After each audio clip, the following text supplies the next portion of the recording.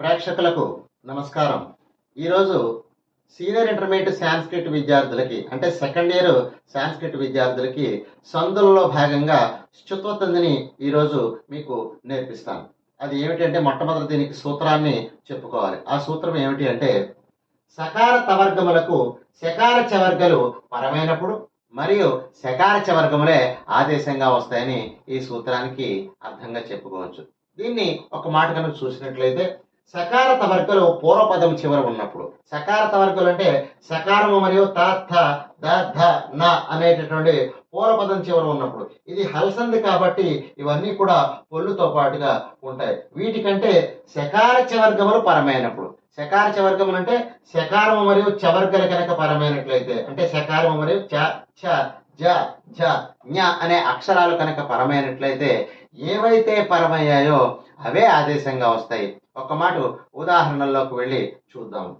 Sarath plus చంద్ర శరత్ చంద్ర. శరత్ అన్నప్పుడు తకారం, దీనికంటే చాపరంగా ఉంది. ఏదైతే పరమైందో చకారము, ఈ తకారం ప్రదేశంలో చకారమే వచ్చి శరత్ చంద్రగా మారుతుంది. తర్వాత సత్ ప్లస్ చిదానంద, సత్ ప్లస్ చిదానంద. తకారం కంటే మళ్ళా చాపరంగా ఉంది. అప్పుడు ఈ చకారము ఈ తకారము, ఈ చకారం వల్ల ఈ తకారం కూడా చకారంగానే మారిపోయి సచ్చిదానందగా మారుతుంది. అలాగే మనస్ ప్లస్ చలతి, సకారం కంటే చకారం పరంగా ఉంది. అప్పుడు సకారము శకారంగా మారి మనశ్చలతిగా మారుతుంది. తర్వాత సద్ ప్లస్ జన, అంటే దా కంటే ఇక్కడ జా పరంగా ఉంది. అప్పుడు ఈ దా కూడా జాగా మారిపోయి సజ్జనగా మారుతుంది. ఆఖరిది జగద్ ప్లస్ జనని జగజ్జనని, అంటే ఇక్కడ దా అనే అక్షరం కంటే జా పరంగా ఉంది కాబట్టి సూత్ర ప్రకారంగా ఈ దా కూడా ఇంకొక జాగా మారి జగజ్జననిగా మారుతుంది.